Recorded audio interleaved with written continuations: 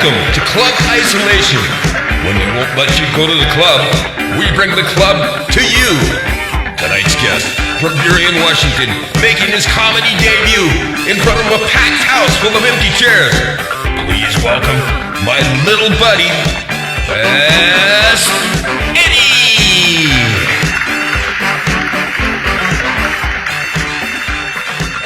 Hi, how you doing? Thank you very much. Welcome to the Isolation Club.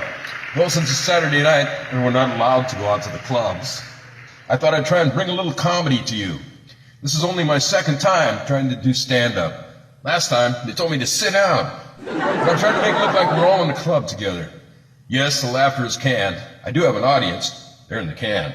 Laughing. Just so long as they're sitting 6 feet apart, they don't have to worry about catching COVID-19 or anything else. And I hope that if I hear a, "That stinks," that they're not talking about my jokes. Glad you could make it out here tonight. When I got here tonight, the club owner saw how big I was. He said, "I'm glad you could make it in here tonight."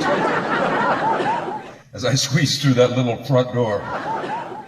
Anyway, my name is Fast Eddy.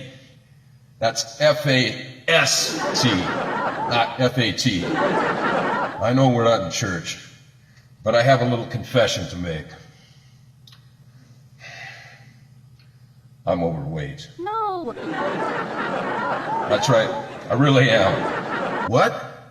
You hadn't noticed? No. Well, that's because you're nice. Blind people usually are nice. Sometimes I wish everyone was blind, so people don't see other people's differences and pick on them. What a wonderful, wonderful world this would be if we were all blind. Except on the freeways. There's already enough blind drivers. And deaf ones, too. You ever shouted, "Hey, you bonehead!" And then seen them just... And then you say, "What, you deaf, dumb, blind idiot!" But then you feel awful because you realize they actually were deaf when they smile back and respond with friendly sign language. But we should be nice. Treat people the way that we'd like to be treated, regardless of color, beliefs, size. Do it to others. The drunk guy would give you his bottle. So would the babies. The old guy would give the young guy his wisdom. But then again, the young guy was already a wise guy. It's good for the most part that people don't pick on people for their differences anymore. But with fat people, it's different. Since we can't joke about so many other things, fat people are fair game. Teasing the overweight isn't considered a hate crime. It's considered an ate crime. I ate too much. I can make fun of myself, but making fun is only fun when everybody's having fun with it. If you're laughing when someone else is hurt by it, it's not really worth the fun, is it? Imagine how it would be if we just treated others like we like to be treated. What if the rich guy would come up to you and give you $100 bill?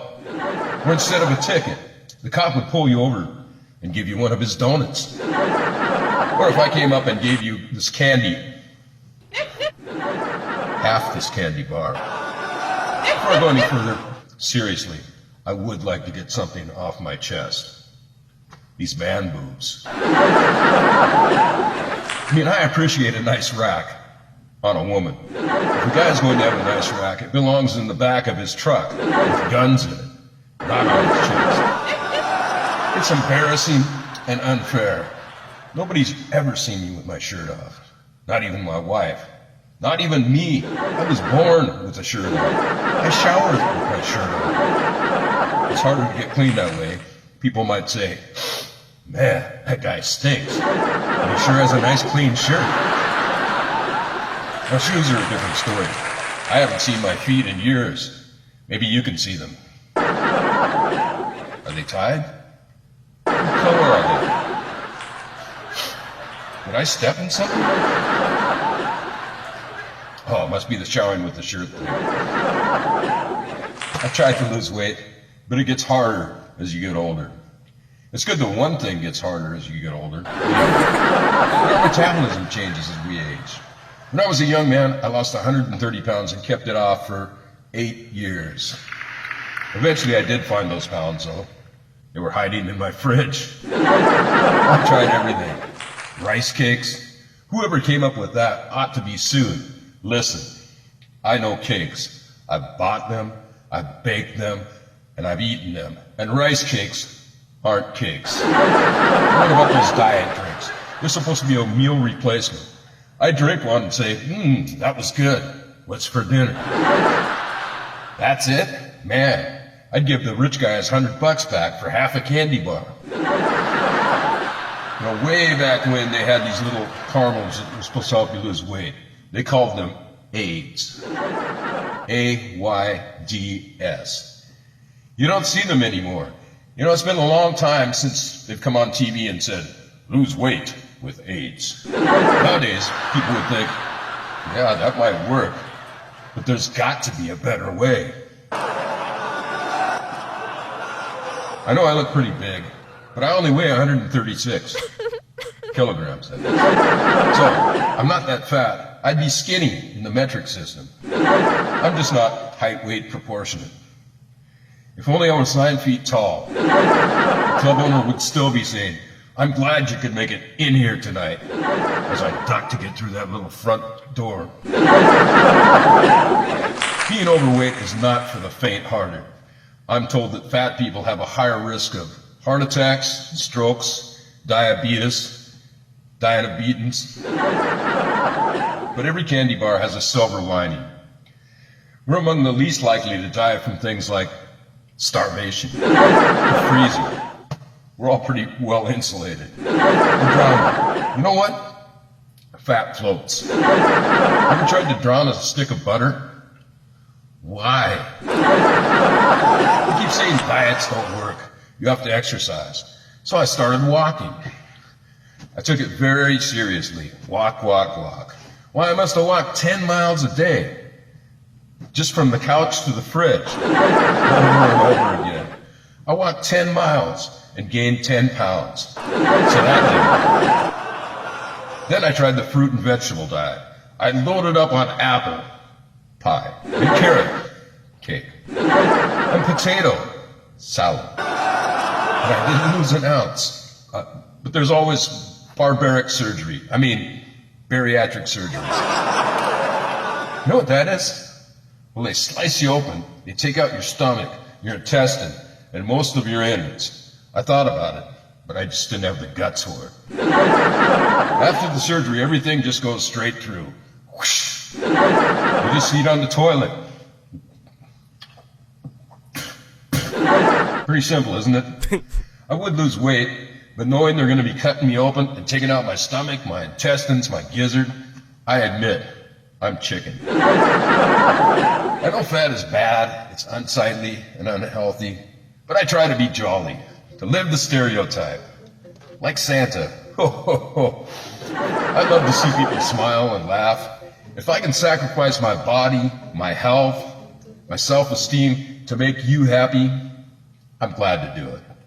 You skinny folks can take all the best trophies, ribbons, and the top awards. Me? I'll settle for the leftovers. Like I said, I really do wish people were blind, not noticing the faults of others. Why, if you were blind, you wouldn't see me sneaking that last piece of cake. And getting away with that piece of cake would be a piece of cake. I'd thought about doing comedy before, but I get very, very nervous in front of people. It's like you're standing there naked, and nobody wants to see a naked fat guy. My worst fear is telling a joke and seeing people either bored or looking confused, cocking their head like a dog. And it would be easier to tell jokes in front of a pack of dogs. They always have that look on their face like something's funny. Oh, you've been the best doggone audience. Thanks for putting up with me tonight. I'm going to shut my big fat trap and let you get back to more important things. I've got more important things to do, too. It's 2 for 1 night on tacos at Jack in the Box. So I'm going to make like a banana and split. In fact, I might make a banana split. Just one last thing. We've had enough fat jokes for tonight, so please don't give me a big round of applause. Just give me a hand full of cookies. Thanks again, folks. My dinner's getting cold.